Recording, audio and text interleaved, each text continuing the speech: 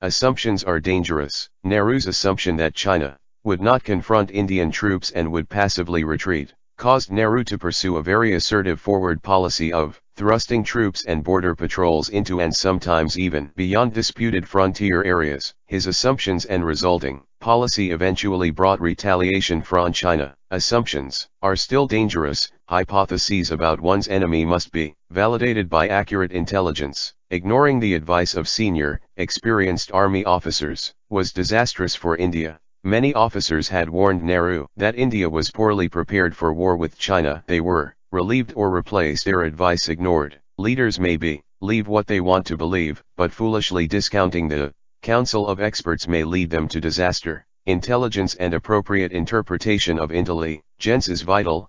Only valid information, not assumptions, is important to military planning. India seemed almost totally unaware that she was heavily outnumbered along the border and that China, unlike India, was well prepared logistically and well versed in alpine warfare tactics. Both sides used reconnaissance patrols, but battle results would indicate that China had good intelligence and used it to good advantage. One must know your enemy. Logistic readiness is vital to any military operation. India was very poorly prepared logistically, especially for cold weather and mountain operations. On several occasions, India ran out of ammunition or was otherwise unable to sustain herself. The Chinese had stockpiled supplies in Tibet and had the manpower to keep the front well supplied. The border war's mountain operations were relatively slow-moving. Today, high mobility will make proper logistic support even more crucial. Similarly, India was neither trained nor prepared for alpine warfare. Until Nehru's assertive forward policy was initiated, few Indian soldiers had operated in mountain areas. Altitudes above 14,000 feet can be frigid even in summer.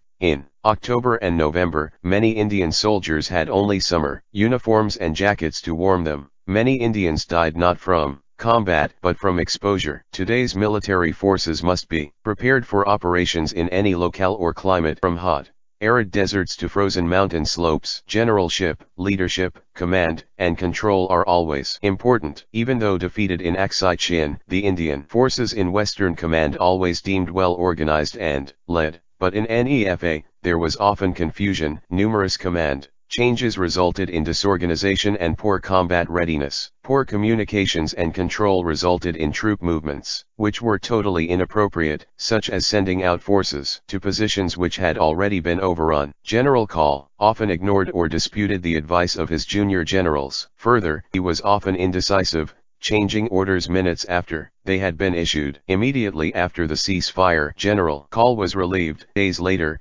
he would resign from the army. Today's lethal firepower and high mobility make command, control, and communications more vital than ever. Hopefully, future military and political leaders will study the causes and the lessons learned from this border war, and hopefully they will learn